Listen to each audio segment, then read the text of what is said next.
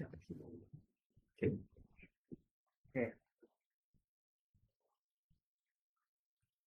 Saya izin gunakan dua mikrofon ya Bapak Ibu, dari headset dan juga dari mikrofon hotel.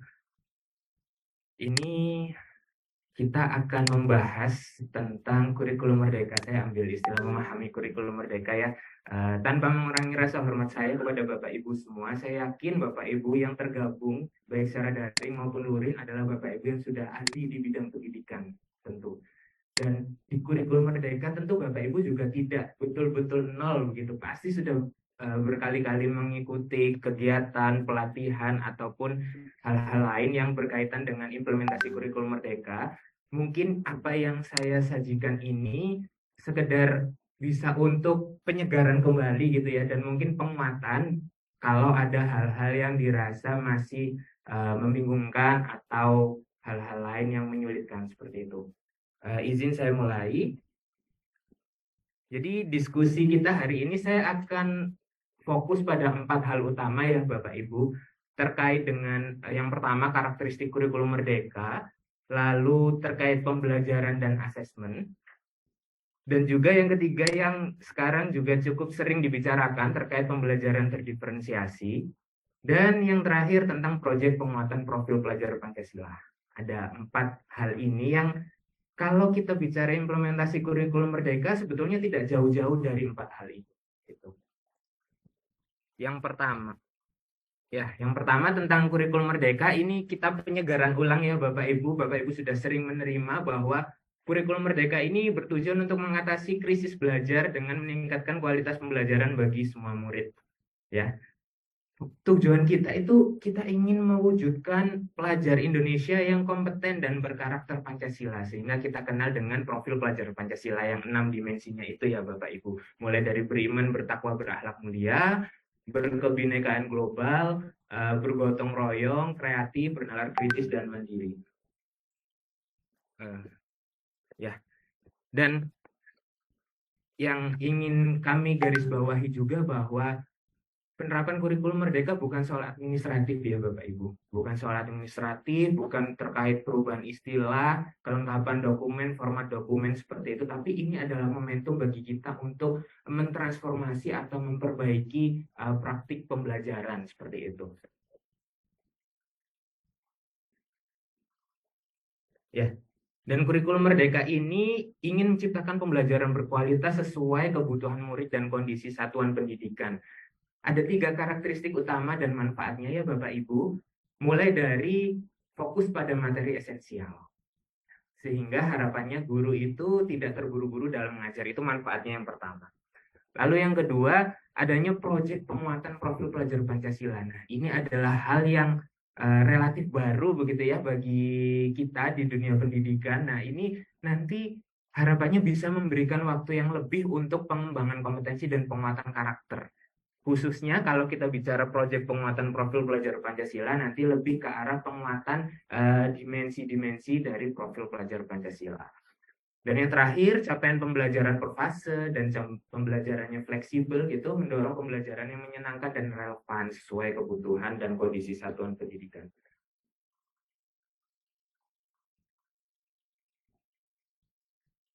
Ya, ini kalau kita bicara regulasi juga, kita sudah menyesuaikan begitu ya, kurikulum itu memberikan fleksibilitas untuk menyusun kurikulum tingkat satuan pendidikan atau KUSP-nya secara kontekstual. Kalau kita merujuk pada Permendikbud nomor 5 tahun 2022 tentang standar kompetensi lulusan, di situ Kemendikbud menetapkan karakter dan kompetensi yang menjadi hasil belajar. Hasil belajarnya itu fokus ke karakter dan kompetensi. Dan tertuang dalam Kemendikbud nomor 262 tahun 2022, untuk bisa mencapai kompetensi dan karakter tersebut, maka Kemendikbud menetapkan capaian pembelajaran per fase. Bapak Ibu sudah mengenal ada fase A, B, C, D, E, F, ya. Dan itu bukan lagi per tahun. Ambil contoh fase D, SMP. Itu kan ada 3 tahun ya fasenya. Kalau fase A 2 tahun, fase B 2 tahun, dan seterusnya seperti itu. Jam pembelajarannya pun per tahun, walaupun di dalam Kepmen itu kan ada jam pembelajaran per tahun, kemudian dibantu juga dalam kurung ada per minggunya ya, sekedar untuk panduan juga bagaimana kalau misalnya jam pembelajaran per tahun ini coba diwujudkan juga per minggunya seperti apa gitu. Ada rambu-rambu juga. Dan kalau kita merujuk pada Permendikbudristek 16 tentang standar proses dan Permendikbud nomor 21 tentang standar penilaian, di situ Kemdikbud sudah menetapkan prinsip-prinsip pembelajaran dan asesmen yang berorientasi pada murid. Itu.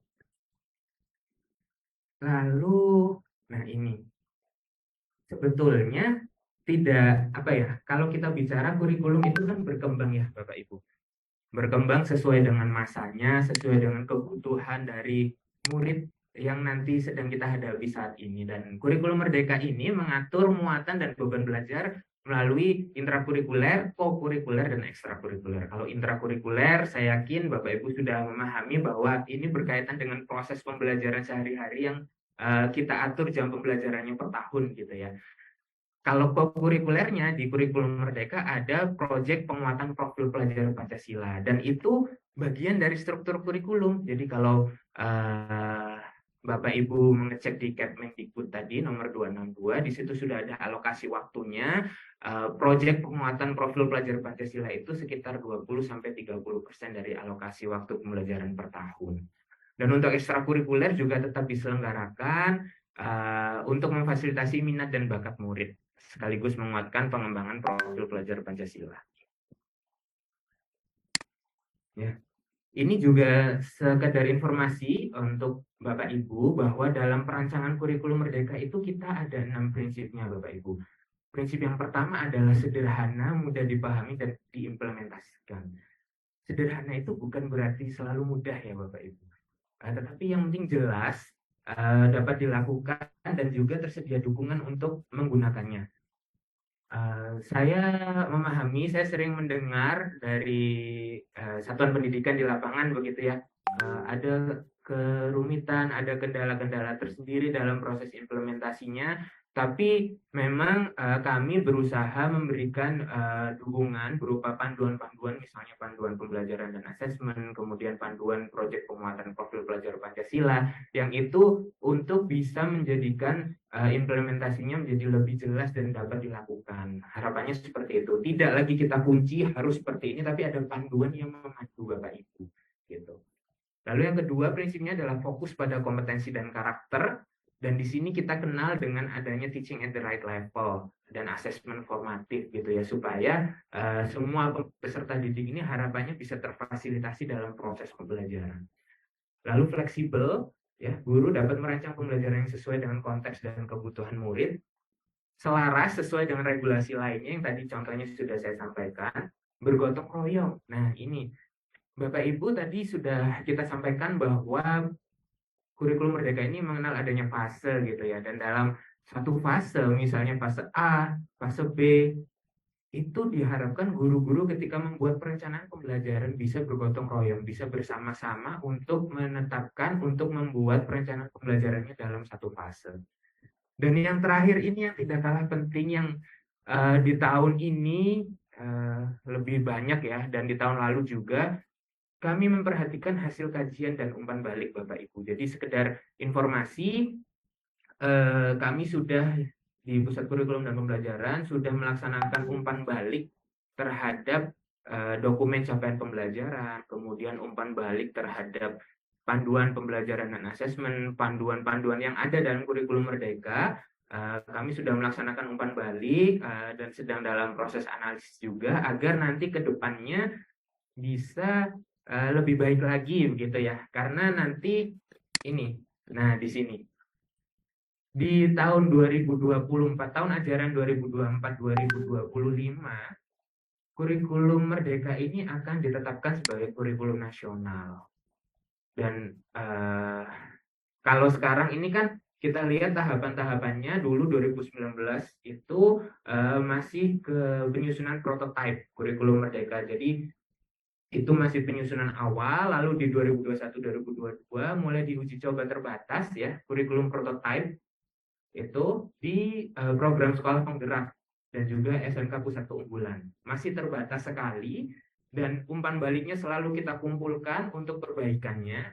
Dan di tahun ajaran 2022-2023 mulai implementasinya dilakukan secara sukarela. Jadi ada satuan pendidikan yang ingin mencoba menerapkan IKM, kita fasilitasi gitu.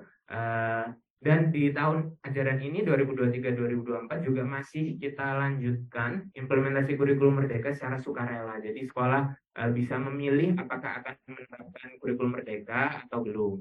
Tapi nanti di 2024-2025 kami akan menetapkan kurikulum merdeka sebagai kurikulum nasional. Seperti itu. Kenapa ini bertahap? Karena memberikan waktu ya bagi pendidik khususnya untuk bisa belajar melakukan perbaikan atau transformasi pembelajaran. Kemudian juga kita mengumpulkan umpan balik begitu sebanyak mungkin umpan balik dari satuan pendidikan pelaksana agar kita memperoleh hasil yang lebih baik lagi ke depannya. Seperti itu. Itu Bapak Ibu.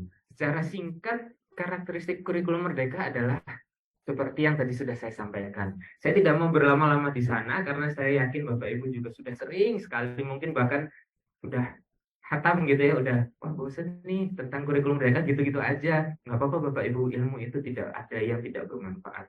Sedikit pun ilmu yang kita pahami, kita amalkan, itu nanti pasti akan bermanfaat untuk sesama kita. Gitu. Dan terkait pembelajaran dan asesmen ini Bapak Ibu, saya ingin menyajikan tentang prinsipnya dulu. Prinsip pembelajaran. Ya. Di dalam kurikulum merdeka ini saya ambil dari panduan pembelajaran dan asesmen, ada prinsip-prinsip pembelajaran yang harapannya bisa kita selaku pendidik kita laksanakan begitu ya. Prinsip-prinsip ini kita terapkan dalam proses pembelajaran. Yang pertama, prinsipnya adalah bahwa pembelajaran itu dirancang sesuai dengan tahapan perkembangan peserta didik. Harapannya itu. Lalu yang kedua, inspiratif. Apa artinya inspiratif? Pembelajaran ini bisa menyenangkan dan bermakna. Ya. Fun and meaningful. Menyenangkan dan bermakna sehingga menimbulkan kecintaan belajar dan membangun pembelajar sepanjang hayat. Lalu yang ketiga, prinsipnya adalah mengembangkan kompetensi dan karakter. Karena memang ini tujuan utama dari kurikulum merdeka. Secara holistik gitu ya, kompetensi dan karakter ini bisa kita kembangkan dari diri peserta didik. Lalu yang keempat, terkait dengan prinsip relevan.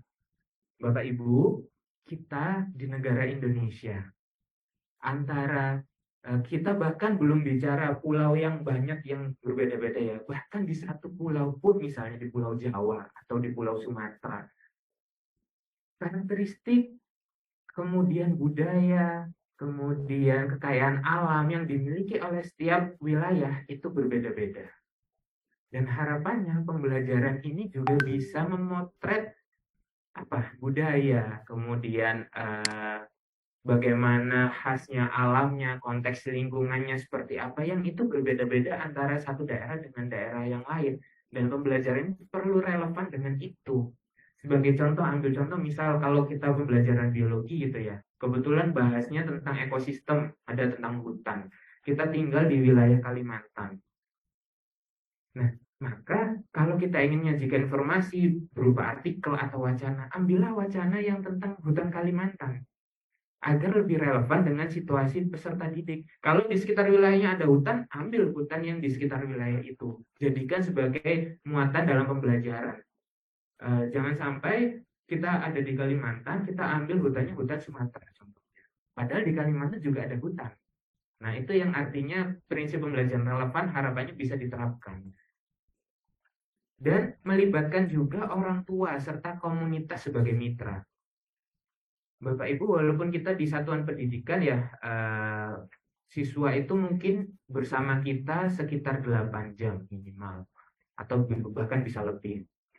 Tapi kita juga perlu melibatkan orang tua atau mungkin komunitas masyarakat dalam proses pembelajaran sebagai mitra gitu ya.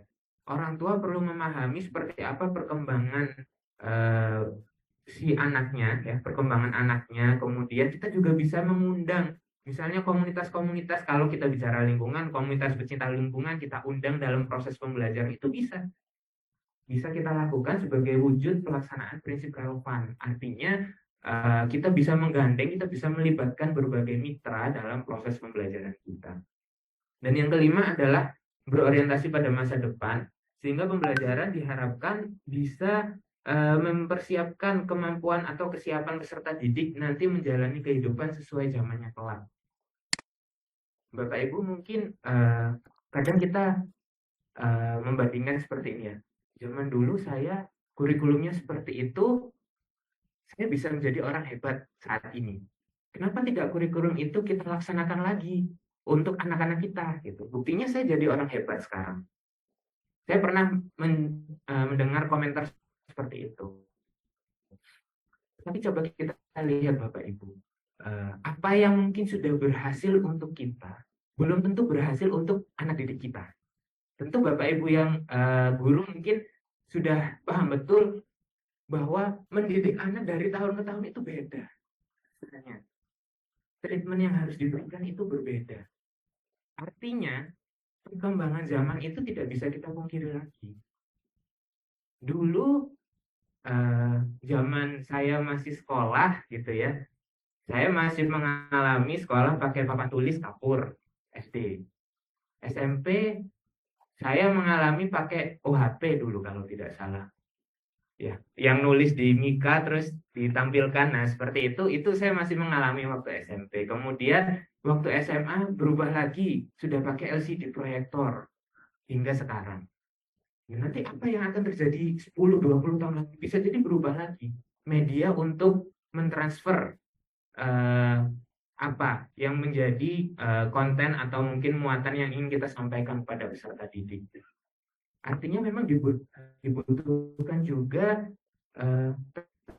transformasi gitu ya dalam proses pembelajaran, dan harapannya adalah kurikulum yang bisa mewadahi itu, bisa mempersiapkan agar peserta didik ini bisa menjalani kehidupannya kelak. Dan kompetensi dengan karakter itu adalah dua hal yang sangat dibutuhkan oleh peserta didik nanti. Kalau kita bicara karakter, Bapak Ibu, orang sepintar apapun ilmunya, tapi kalau tidak beradab, buat apa? Gitu kan? Adab itu lebih tinggi dari ilmu. Kita belajar adab itu bisa lebih lama ya, bisa puluhan tahun. Kadang ilmunya cuma belajar setahun 2 tahun, tapi adabnya bisa bertahun-tahun lebih lama. Seperti itu. Itulah kompetensi dan karakter satu paket. Lalu untuk prinsip asesmen, Bapak Ibu, ada 5 juga prinsip asesmen. Yang pertama terpadu dengan proses pembelajaran, sehingga bisa memandu pendidik ya, atau peserta didik atau orang tua untuk menentukan strategi pembelajaran selanjutnya. Lalu asesmen ini juga tekniknya bervariasi ya. Kita tidak harus menggunakan asesmen tes semuanya. Tidak. Teknik, instrumen bisa bervariasi ya agar bisa mencapai tujuan pembelajaran. Yang penting itu bisa mengukur ketercapaian tujuan pembelajaran. Nanti asesmen saya sampaikan lagi. Lalu ada prinsip sederhana dan informatif, prinsip adil, valid, proporsional dan dapat dipercaya, dan juga prinsip reflektif. Nah, ini yang terpenting. Asesmen itu bisa digunakan oleh pendidik untuk merefleksikan kira-kira pembelajaran itu sudah berhasil atau belum ya. Apakah tujuan pembelajaran yang ingin dicapai itu betul-betul sudah tercapai atau belum? Gitu. Dan ini sedikit terkait asesmen ya. Kalau kita bicara asesmen di kurikulum Merdeka ini kita coba bedah berdasarkan fungsi dan tujuannya ya. Ada asesmen formatif dan sumatif. Bapak Ibu sudah sangat sering mendengar, saya yakin. Dan bahwa asesmen formatif yang ingin saya garis bawahi di sini ya, yang sebelah kiri, asesmen formatif itu bukan untuk ambil nilai Bapak Ibu. Asesmen formatif itu murni untuk kita memperoleh umpan balik dari pembelajaran kita. Ya. Asesmen formatif ini bisa dilakukan di awal pembelajaran, supaya kita tahu kesiapan dan kebutuhan belajar anak itu seperti apa. Kita sebut dengan asesmen awal kadang-kadang. Ya.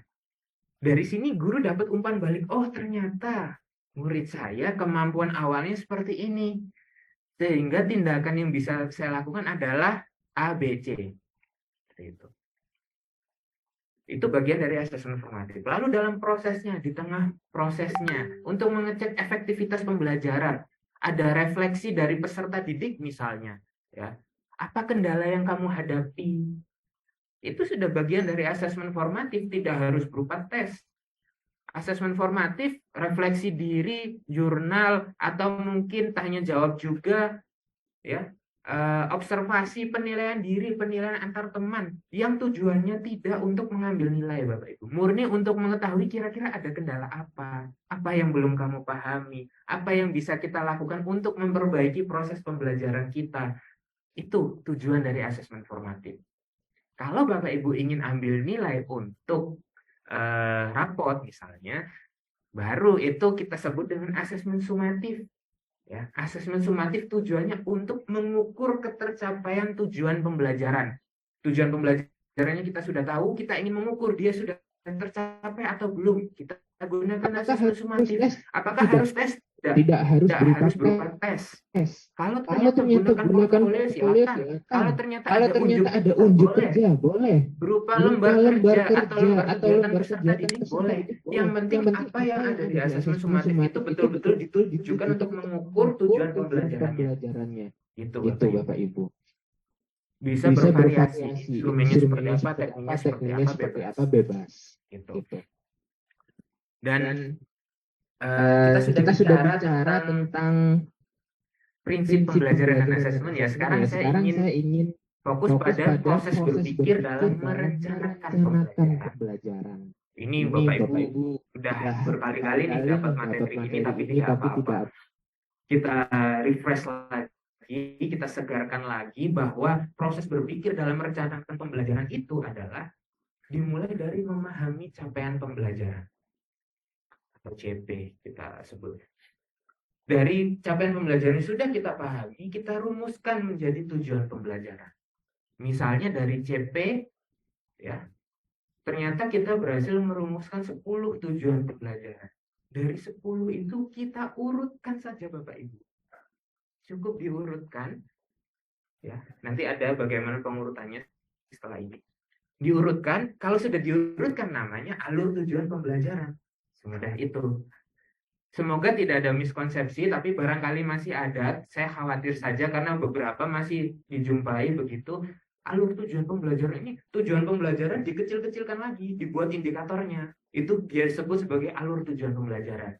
Nah, mohon maaf pemahaman seperti ini masih kurang tepat begitu ya. Alur tujuan pembelajaran itu namanya saja alur. Alur dari tujuan pembelajaran. Maka itu adalah tujuan pembelajaran yang diurutkan. Sudah seperti itu. Kalimatnya sama persis, tidak ada perubahan antara tujuan pembelajaran dan alur tujuan pembelajaran. Jumlahnya juga sama. Kalau tujuan pembelajaran ada 10, ya alur tujuan pembelajaran ini pasti ada 10. Yang beda apa? Urutannya bisa jadi berbeda. Diurutkan lagi, di bagian alur tujuan pembelajaran diurutkan lagi. Nah, itu namanya alur tujuan pembelajaran. Jumlahnya sama, bunyinya sama, hanya urutannya yang mungkin sama, mungkin juga berbeda. Nanti kalau sudah dapat tuh menyusun alur tujuan pembelajaran, baru kita merancang pembelajaran. Nah, sekarang saya bedah satu-satu Bapak Ibu. Yang pertama bagian memahami capaian pembelajaran.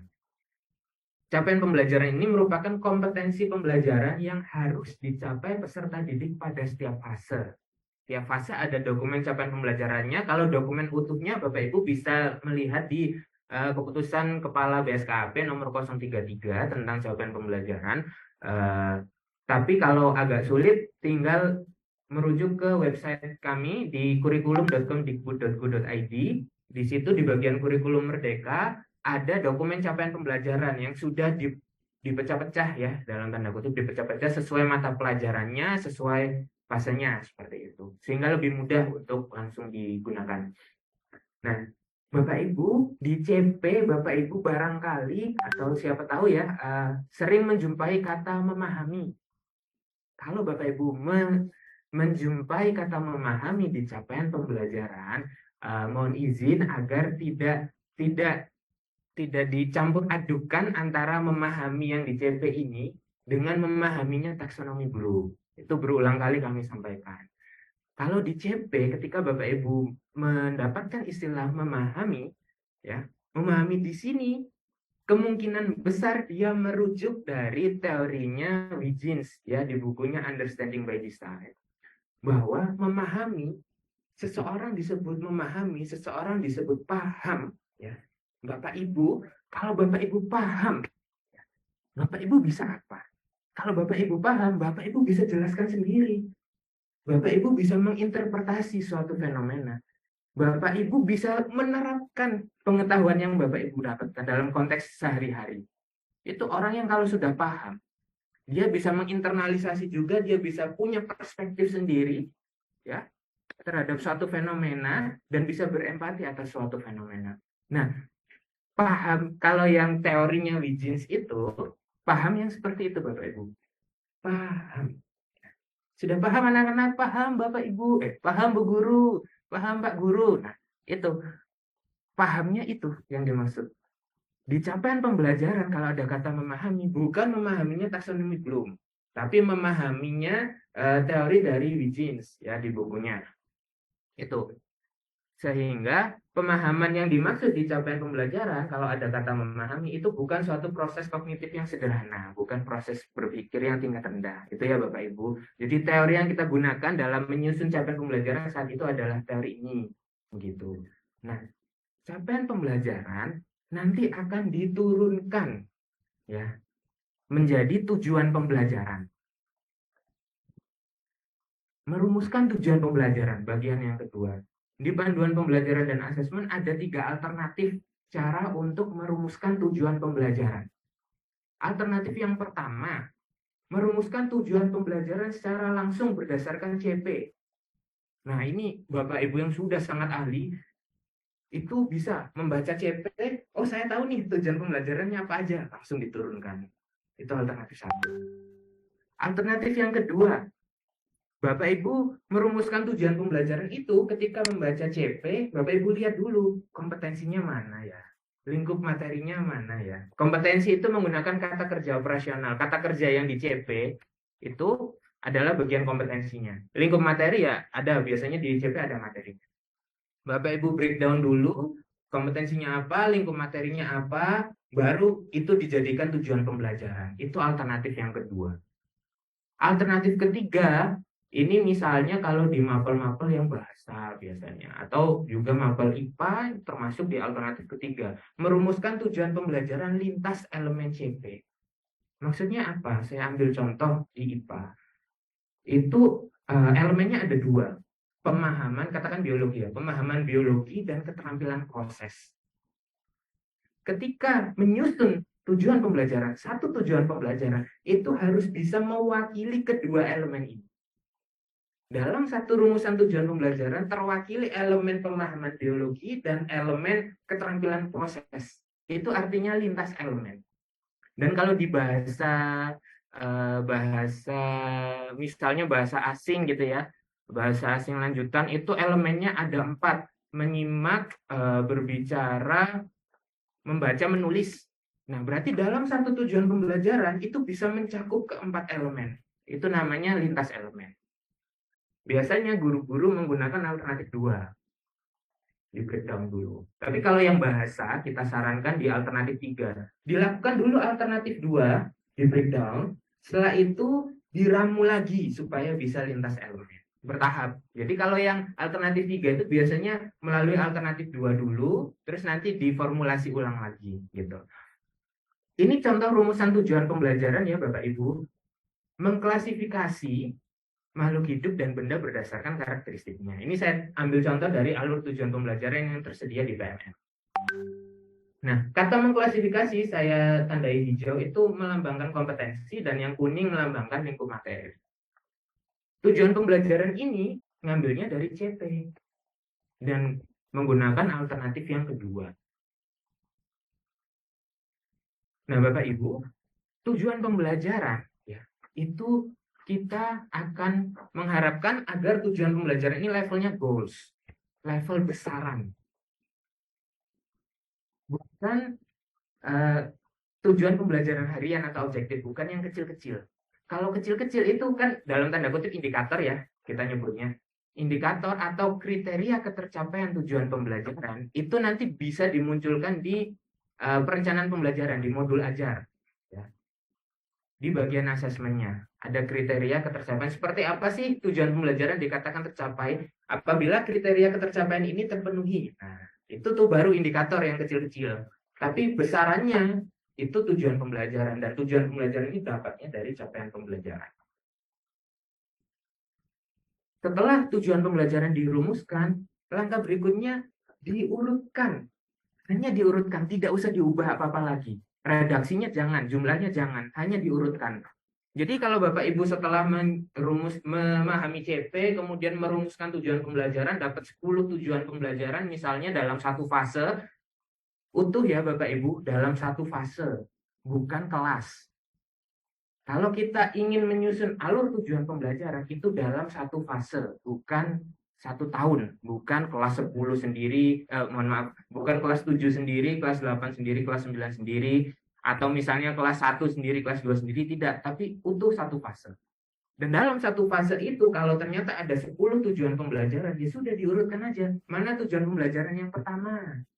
Yang akan dicapai terlebih dahulu. Mana yang kedua, mana yang ketiga, sampai yang 10 terakhir di fase B. Misalnya kita bicara fase B, berarti di awal tujuan pembelajaran 1 di kelas 3-nya tuh. Dan yang di akhir banget itu nomor 10 di kelas 4, katakan seperti itu. Dalam satu fase utuh. Dan pengurutannya bebas. Bisa dari konkret ke abstrak. Materinya mungkin Bapak Ibu merasa, oh yang konkret ini dulu. Setelah itu makin ke sini makin abstrak, boleh. Atau dari yang mudah ke yang sulit, boleh. Dari hal-hal yang umum ke yang khusus, boleh. Bebas. Jadi ada beberapa alternatif gitu ya, untuk mengurutkan tujuan pembelajaran. Nah, Bapak Ibu, ini sedikit informasi juga. Menyusun alur tujuan pembelajaran itu tidak mudah. Memahami CP itu tidak mudah. Dan kami menangkap hal itu. Oleh karena itu, di Kemdikbudristek kami menyediakan inspirasi contoh alur tujuan pembelajaran yang dapat digunakan oleh Bapak Ibu guru di satuan pendidikan. Dan inspirasi ini sudah kami masukkan di platform Merdeka Mengajar ya, PMM, yang bisa diakses kalau Bapak Ibu memiliki akun belajar.id untuk yang Kemdikbud. Dan kalau yang Kemenak itu di madrasah.kemenak.go.id kalau nggak salah. Saya lupa, nanti saya cek lagi. Ada 2. Jadi kalau Kemenak ada, Kemdikbud ada. Itu. Nah, alur tujuan pembelajaran yang sudah tersedia di platform Merdeka Mengajar boleh langsung digunakan oleh guru satuan pendidikan. Boleh. Boleh juga, wah kayaknya kurang cocok nih urutannya. Dimodif sedikit, boleh. Atau Bapak Ibu merasa, nggak puas semua dengan apa yang ada di PMM, saya mau buat sendiri. Boleh. 3 alternatif. Langsung pakai dari PMM, modifikasi sedikit, atau buat sendiri. Itu. Nah, kalau alur tujuan pembelajaran sudah dipahami, langkah berikutnya adalah menyusun perencanaan pembelajaran. Ini yang coba kami tekankan berkali-kali juga. Perencanaan pembelajaran itu bisa berupa 2. Bisa berupa rencana pelaksanaan pembelajaran atau RPP, bisa juga berupa modul ajar atau MA. Bapak Ibu, yang wajib dimiliki, yang wajib dibuat oleh guru adalah perencanaan pembelajaran. Ya, perencanaan pembelajaran. Dia bisa berupa RPP, bisa berupa modul ajar. Artinya, Bapak Ibu tidak wajib menyusun modul ajar. Itu dulu kata kuncinya. Tidak wajib menyusun modul ajar. Kalau Bapak Ibu terbiasa menyusun RPP, ya sudah. RPP itu adalah bagian dari perencanaan pembelajaran. Ya. Maka tidak ada masalah dengan itu. Yang penting guru punya perencanaan pembelajaran. Perencanaan pembelajaran bisa berupa RPP. Artinya kalau guru hanya bikin RPP, boleh. Itu satu. Yang kedua, kenapa sih sekarang kok jadi ada modul ajar? Bapak Ibu, modul ajar itu kami Kemdikbud menyediakan inspirasi contoh modul ajar untuk membantu guru yang kesulitan membuat atau menemukan media pembelajaran yang tepat untuk mengajar. bingung nih mau pakai bahan bacaan apa, bingung nih mau pakai LKS apa. Kami menyediakan contoh inspirasi modul ajar ada di PMM untuk membantu guru-guru yang kesulitan itu. Gitu. Bukan kemudian semua guru jadi wajib menyusun modul ajar, bukan. Kemdikbud menyediakan itu untuk membantu. Artinya apa? Kalau guru-guru mau langsung mengambil modul ajar yang ada di PMM, langsung dipakai, boleh. Kalau mau dimodif sedikit, boleh juga. Kalau mau buat sendiri juga boleh. Gitu. Tapi sekali lagi bukan kewajiban lalu harus menyusun sendiri modul ajar, tidak. Karena ambil langsung dari PMM juga boleh gitu. Nah ini yang kadang-kadang guru jadi merasa ribet, susah. Karena ini nih modul ajar biasanya. Kesulitan buat sendiri modul ajar. Modul ajar itu tidak wajib loh untuk dibuat. Yang penting guru punya RPP. Kalau guru yang ahli udah ahli lah gitu, udah sering ngajar, udah tahu nih dia mau ngajar apa, ya udah buat aja RPP. Harus ada dokumennya. Harus ada dokumen tetap. Kan satu lembar bisa. Merdeka Belajar episode 1.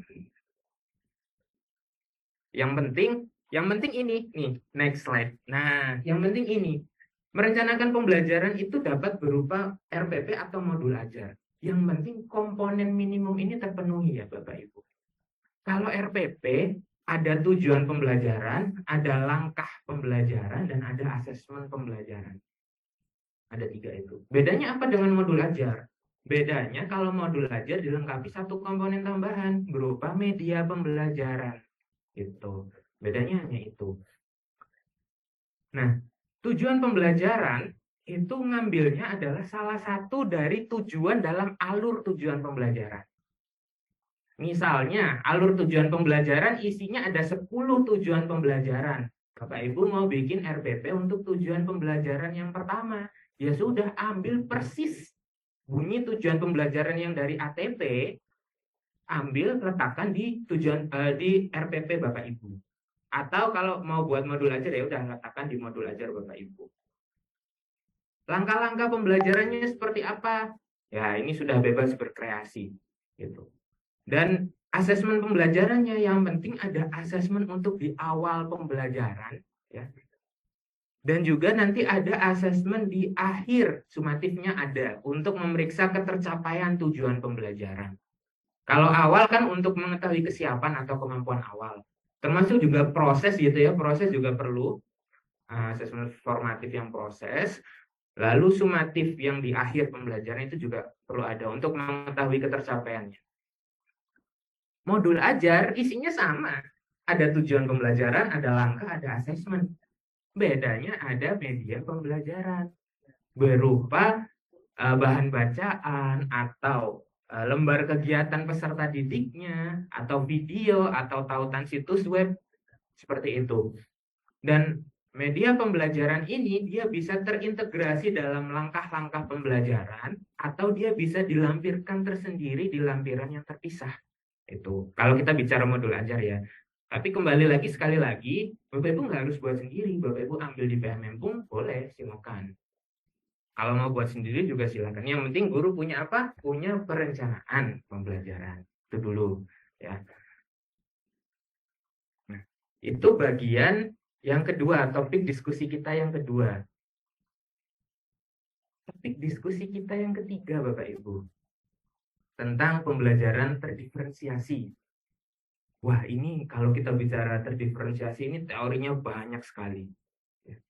Semua punya teori. Ya namanya pendidikan kita tidak pernah lepas dari teori ya Bapak Ibu. Di IPA pun, di biologi, teori itu selalu berkembang. Artinya kita tidak bisa menghukumi teori itu akan selalu benar untuk kini dan seterusnya, tidak. Karena bisa jadi suatu saat akan berubah, berkembang lagi, muncul teori-teori yang lebih baru. Dan sama dengan pembelajaran terdiferensiasi, teorinya juga banyak. Gitu. Tetapi nanti ada hal-hal yang ingin kami sampaikan sebagai apa ya, ya ini yang kami harapkan begitu. Kalau dari Kemdikbudristek memahami pembelajaran terdiferensiasi itu seperti ini harapannya gitu. Nah, saya akan mulai dari siklus perencanaan pembelajaran dulu. Siklus perencanaan dan pelaksanaan pembelajaran itu yang pertama kan merencanakan pembelajaran ya. tadi. Bisa dalam bentuk RPP atau modul ajar. Termasuk juga asesmen formatifnya apa, asesmen sumatifnya apa. Setelah sudah direncanakan, sudah ada, baru kemudian melakukan asesmen formatif di awal, ya, untuk memetakan kesiapan belajar atau kemampuan awal murid. Nah, setelah itu kita sesuaikan rencana yang telah dibuat agar sesuai dengan kesiapan atau capaian belajar anak. Nah, disinilah muncul pembelajaran terdiferensiasi. Setelah kita sesuaikan tadi, kita laksanakan pembelajaran dengan berbagai metode asesmen formatif. Kenapa selalu digaungkan asesmen formatif? Yaitu tadi, karena yang terpenting dalam pembelajaran adalah prosesnya. Kita tahu umpan baliknya seketika itu juga. Kalau ada kendala, itu ketahuannya di awal, bukan di akhir, apalagi di akhir tahun. Wah, bukan. Ketahuannya sejak awal. Itulah kenapa kita selalu melaksanakan asesmen formatif gitu. Dan yang terakhir, melaksanakan asesmen sumatif untuk mengetahui ketercapaian tujuan pembelajaran. Ini sudah selesai, kemudian nanti berulang, makanya namanya siklus. Dan dari situ, saya coba tarik arah pembelajaran terdiferensiasi kita, bahwa pembelajaran terdiferensiasi adalah tindak lanjut dari hasil asesmen awal. Dan fokusnya adalah pada kesiapan atau capaian belajar peserta didik di awal tadi. Bukan berdasarkan gaya belajar visual, auditori, dan kinestetik. Itu Bapak Ibu. Kami tidak ingin mengarah ke sana pembelajaran terdiferensiasi, bukan ke gaya belajar. Karena apa? Kalau kita bicara untuk memfasilitasi ketiga gaya belajar ini, butuh sarana prasarana misalnya. Kita lihat seperti apa wilayah Indonesia beragamnya.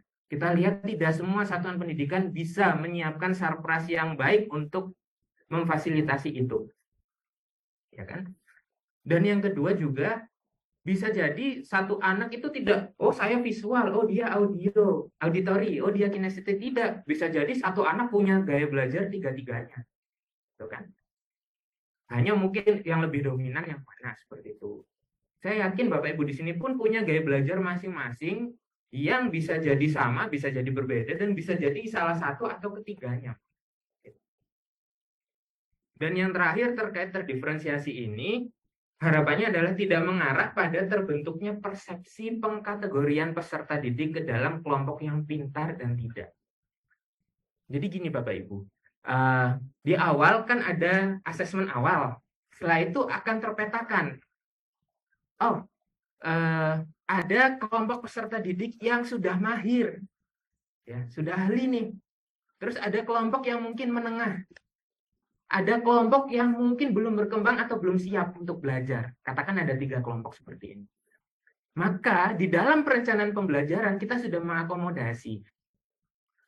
Oh, nanti yang pembelajaran untuk anak yang menengah itu seperti ini standarnya. Lalu untuk yang lebih, yang sudah mahir, ada tambahan apa? Itu sudah kita ada dalam perencanaan. Lalu untuk yang belum berkembang, belum siap, itu juga seperti apa? Ada treatmentnya. Nah, terus kan kelihatan tuh ada 3 kelompok. Wah, nanti ada muncul persepsi nih, ada kelompok yang pintar, ada yang kurang pintar. Bagaimana kita untuk menghindari hal yang itu? Ada solusi, ya, alternatif untuk mengelompokkan peserta didik dalam keperluan pembelajaran terdiferensiasi ini. Yang pertama, kelompok tidak permanen sepanjang tahun atau sepanjang semester dan tidak berlaku di semua mata pelajaran. Nah, langkah ini yang akan meminimalisasi terbentuknya persepsi, oh ini kelompok pintar nih, ini kelompok kurang nih. Karena kalau setiap mata pelajaran asesmen awalnya berbeda kan, otomatis kemampuan awal bisa jadi berbeda-beda dan kelompok yang terbentuk pun akan berbeda-beda tiap mata pelajaran. Sehingga tidak terbentuk lagi yang pintar mana, yang kurang yang mana. Dan tidak permanen sepanjang tahun, sepanjang semester. Tujuan pembelajarannya beda, asesmen awalnya beda, otomatis kelompok yang terbentuk ya berbeda juga. Jadi tidak permanen. Yang kedua, perlu dipikirkan bentuk-bentuk tantangan yang lebih beragam bagi peserta didik yang sudah mahir. Nah, yang sudah mahir itu mau dikasih apa tambahannya? Pengayaannya dalam tanda kutip. Lalu perlu dipikirkan bentuk pendampingan bagi peserta didik yang belum siap atau yang perlu bimbingan. Apakah guru lebih banyak mendampingi yang kurang berkembang ini, kemudian memberikan tugas mandiri dalam tanda kutip ya, pengayaan tadi untuk yang lebih mahir, sehingga guru bisa lebih fokus mendampingi yang kurang, atau mungkin guru sudah percaya satu dua anak yang bisa dijadikan tutor sebaya yang memang dianggap mampu untuk bisa mendampingi yang kurang berkembang tadi. Tapi sekali lagi untuk pemilihan tutor sebaya itu Bapak Ibu juga perlu berhati-hati ya, karena tidak semua anak bisa menjadi tutor sebaya. Itu dipastikan dulu nih anak itu benar-benar bisa jadi tutor sebaya. Ada anak yang ahli, mahir, tapi dia nggak bisa ngajarin temannya. Nah itu karakter-karakter seperti itu Bapak Ibu yang lebih paham karena Bapak Ibu adalah leadernya di kelas. Gitu. Dan yang keempat, ada beragam peran yang bisa dipilih oleh peserta didik untuk mendalami kompetensi yang dibangun. Salah satu pilihan dalam melakukan pembelajaran terdiferensiasi adalah ini. Ini salah satu pilihan ya Bapak Ibu. Bisa jadi ada pilihan yang lain. Diferensiasi konten, diferensiasi produk, dan proses. Ini sedikit contoh, sekali lagi ini contoh ya Bapak Ibu, bukan format, bukan harus diikuti. Ini hanya contoh. Saya beri 3 warna berbeda. Warna biru mewakili yang perlu bimbingan, warna kuning yang cukup mahir, atau menengah gitulah ya. Dan yang warna hijau untuk sangat mahir. Nah, kalau Bapak Ibu dalam melaksanakan proses diferensiasi ini ingin mencapai tiga-tiganya ya, menggunakan diferensiasi konten, proses, dan produk sekaligus, silakan. Boleh. Kalau hanya salah satu atau salah dua, silakan. Boleh juga, bebas. Ini inspirasi contoh kalau diferensiasinya konten. Misalnya, kalau untuk siswa yang perlu bimbingan ya, maka mereka bisa mempelajari 3 hal terpenting saja nih terkait materi. Kita tidak menutup mata bahwa bisa jadi ada anak-anak kita di suatu tujuan pembelajaran karena kemampuannya ya udah segitu, nggak bisa berlebih lagi. Nah, yang penting dari tujuan pembelajaran itu 3 hal terpentingnya apa? Nah, itu yang akan kita coba agar peserta didik tadi bisa menguasai. Lalu untuk yang menengah bisa mempelajari keseluruhan materi. Lalu untuk yang mahir kita beri materi pengayaan. Kalau proses, misalnya diferensiasinya proses, contoh ini, guru mengajarkannya secara langsung, pendampingan secara langsung untuk yang perlu bimbingan. Kalau yang menengah, bisa diawali dulu modeling dari guru, lalu terus nanti praktik, mandiri, dan direview lagi oleh gurunya. Kalau untuk yang mahir, cukup dikasih pertanyaan pemantik, kemudian tugas mandiri seperti itu. Boleh, itu jadi salah satu alternatif. Tidak mengunci ya Bapak Ibu, bisa jadi ada alternatif-alternatif yang lain. Dan kalau produk yang dihasilkan ya, luaran atau performa, produk itu tidak harus produk jadi barang gitu ya, tapi bisa juga performa yang ditampilkan. Untuk peserta didik yang perlu bimbingan, nah bisa cukup nih menjawab pertanyaan tentang konten materi, artinya jawaban yang dia tampilkan, yang dia berikan, itulah produk yang kita harapkan dari dia. Kalau yang cukup mahir atau menengah, peserta didik membuat presentasi yang menjelaskan penyelesaian masalah sederhana. Kalau yang sudah sangat mahir, misalnya membuat inovasi yang lebih, menelaah permasalahan yang lebih kompleks, itu boleh jadi salah satu alternatif. Dan ini juga alternatif-alternatif yang lain ya untuk diferensiasinya. Misalnya kalau konten sumber belajarnya bervariasi, ada dari segi kompleksitas materi ataupun keterbacaannya. Mungkin nanti ada artikel yang khusus kita siapkan juga untuk anak yang lebih mahir, lebih kompleks, lebih sulit, itu boleh. Terus menyediakan teks tahap membaca kalau di awal misalnya di SD banget, apa ya, ada yang mungkin dia coba deh tebalkan kata kuncinya dulu, atau ada yang mungkin seperti apa gitu ya untuk berbagai tahapan membaca. Lalu bisa juga kita beri kesempatan bagi siswa untuk dia kemukakan dulu idenya apa gitu. Tidak langsung gurunya ngasih ceramah, artinya kan konten dari guru, tapi kalau kita sudah dengar dari peserta didik duluan, dari siswa duluan, kita punya konten yang lebih kaya. Kontennya tidak hanya dari guru, ternyata ada pendapat-pendapat siswa yang itu juga jadi konten materi pembelajaran gitu. Apa yang ada di link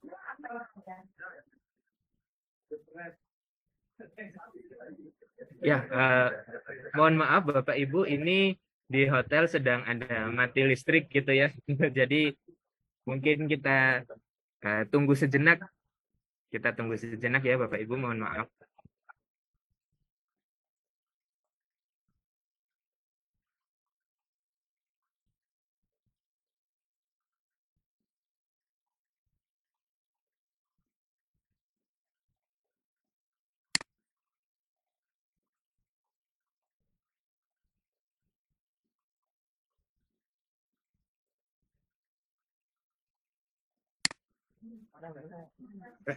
Ya, Alhamdulillah, Alhamdulillah sudah menyala ya, Bapak Ibu.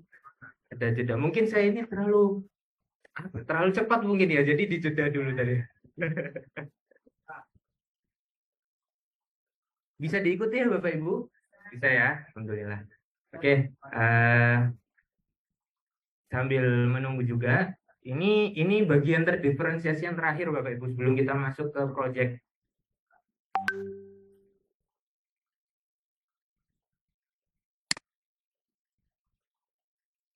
Ternyata sudah jam 9 kurang. Saya tidak lihat jam.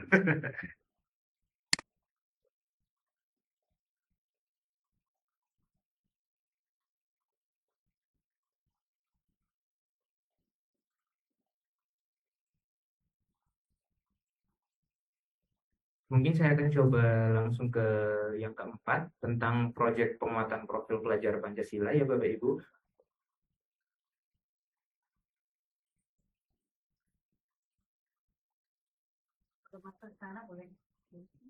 Langsung pertanyaan atau kita selesaikan tinggal sedikit? Ya.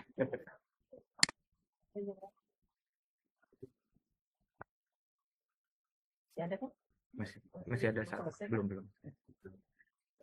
Ya, ini bagian terakhir tentang P5. Ya, sudah tampil lagi. Suara saya masih terdengar ya, yang di Zoom ya? Masih ya? Oke, Alhamdulillah. Yang di Zoom insya Allah terdengar.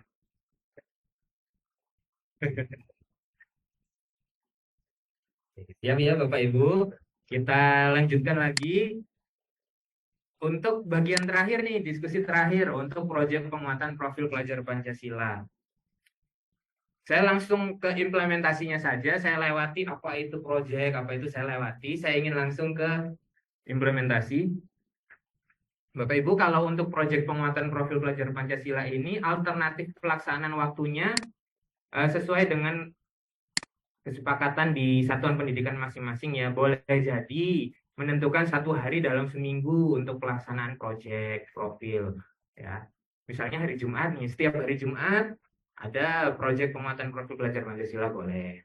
Atau 1 sampai 2 jam pelajaran di akhir hari ini, setiap Senin sampai Jumat ada 1 sampai 2 jam pembelajaran terakhir khusus untuk proyek penguatan boleh. Kalau langsung dikumpulin nih semuanya, alokasi waktu untuk proyek dikumpulin dalam 1 minggu, 2 minggu atau 1 bulan gitu ya. Misalnya langsung di bulan Maret nih, misalnya kita selesaikan untuk proyek penguatan profil belajar Pancasila boleh. Betul-betul merdeka untuk waktunya, gitu. Atau cara pengelolaan lain yang disepakati di satuan pendidikan. Artinya kita sudah coba sajikan 3 alternatif. Kalau memang ada alternatif lain yang mungkin dimiliki oleh satuan pendidikan, silakan. Tema proyek ini juga saya yakin semuanya sudah memahami gitu ya. Saya sebutkan ada 7 tema besarnya.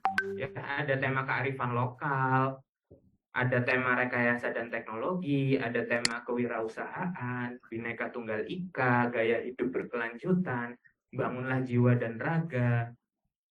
Nah, mungkin bangunlah jiwa dan raga ini harapannya saya pernah menjumpai ada yang proyeknya itu berupa apa ya, terlalu banyak kayak nyanyi-nyanyi atau apa. Bangunlah jiwa dan raga yang dimaksud di sini adalah fisik ya, fisik dan mental. Bagaimana kalau kalau kita bicara di SMP misalnya ya, bagaimana dia bisa mengenali dirinya, potensi dirinya, kemudian lebih ke arah kayak BK nih, konselingnya masuk di sini. Bagaimana dia bisa mengenali diri, mengenali kekuatan dan kelemahan dirinya, lalu menggunakan kekuatan dirinya itu untuk hal-hal yang lain seperti itu. Itu bangunan jiwa dan raga.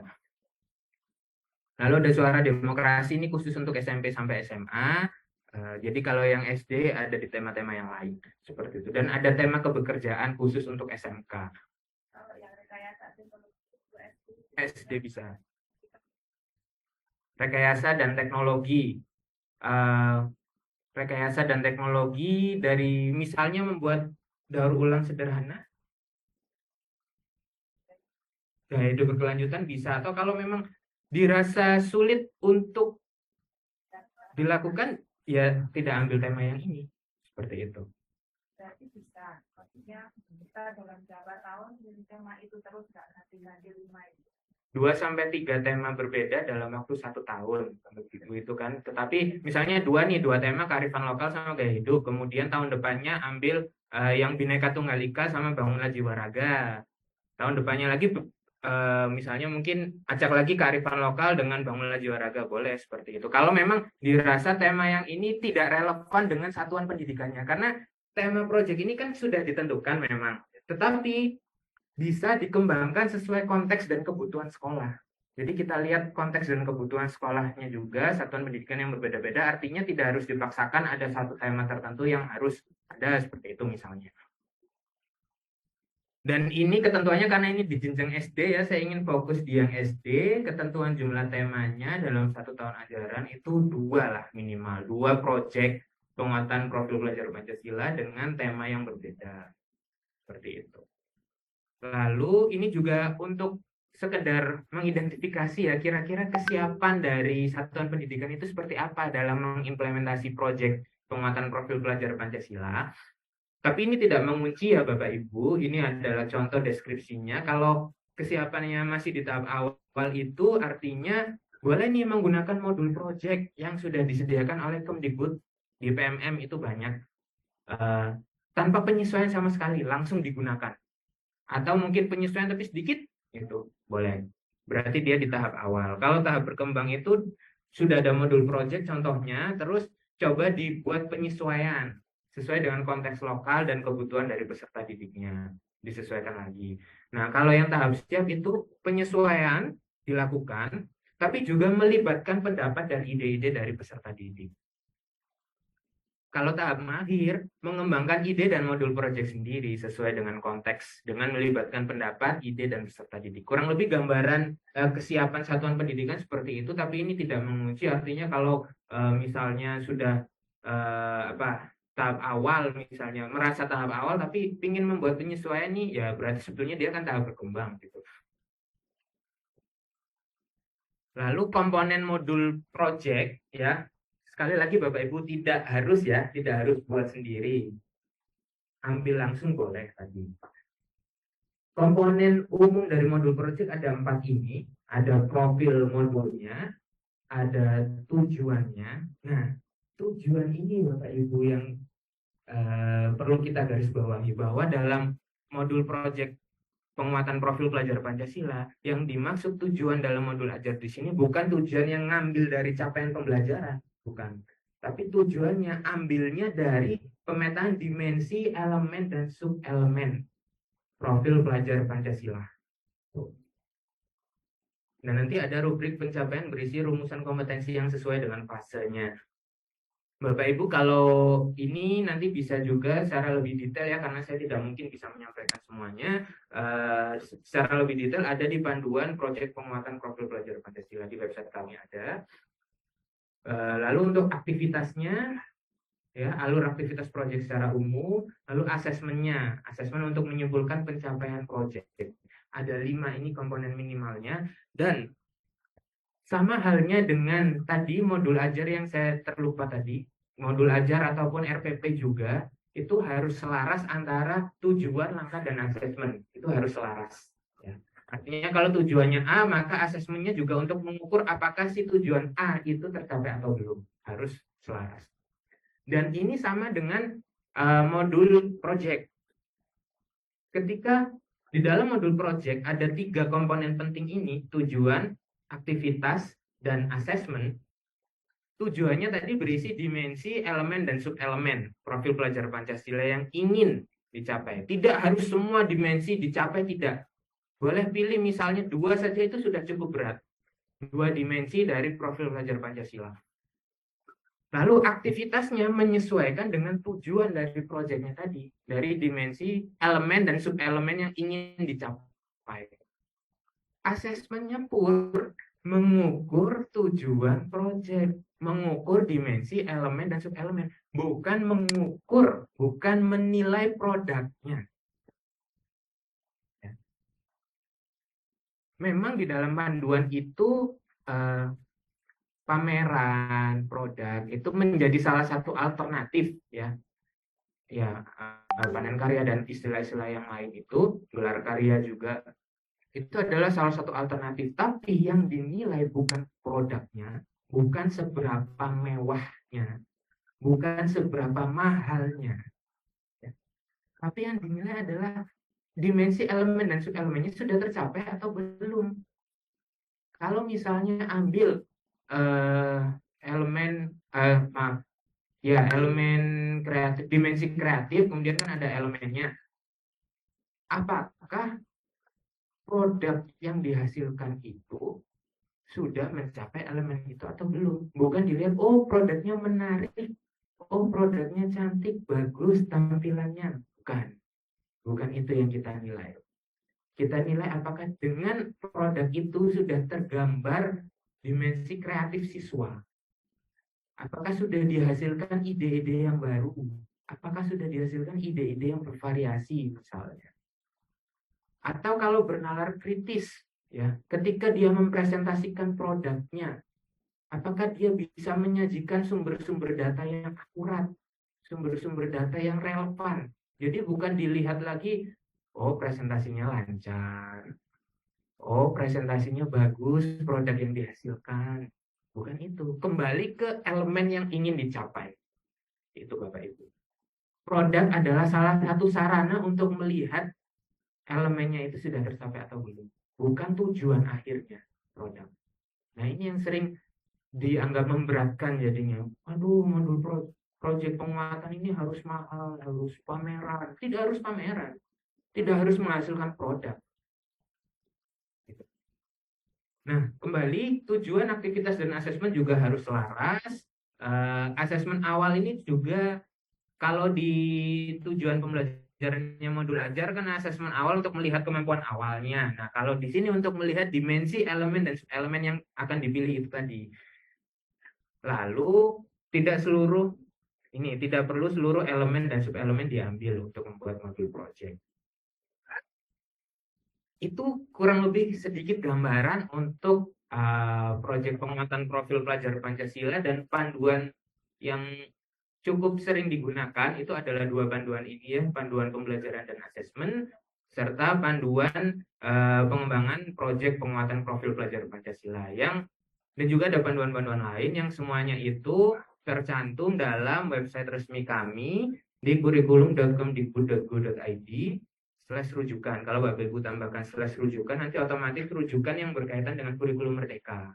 Tapi kalau Bapak Ibu hanya berhenti di kurikulum.kemdikbud.go.id, nanti masih muncul halaman awal seperti itu, lalu ada kurikulum 2013, kurikulum darurat, kurikulum merdeka. Bapak Ibu masih harus milih kurikulum merdekanya dulu. Tapi kalau tambahkan /rujukan, udah otomatis langsung ke kurikulum merdeka. Mungkin itu sedikit Bapak Ibu dari saya. Selanjutnya kita akan sesi diskusi gitu ya.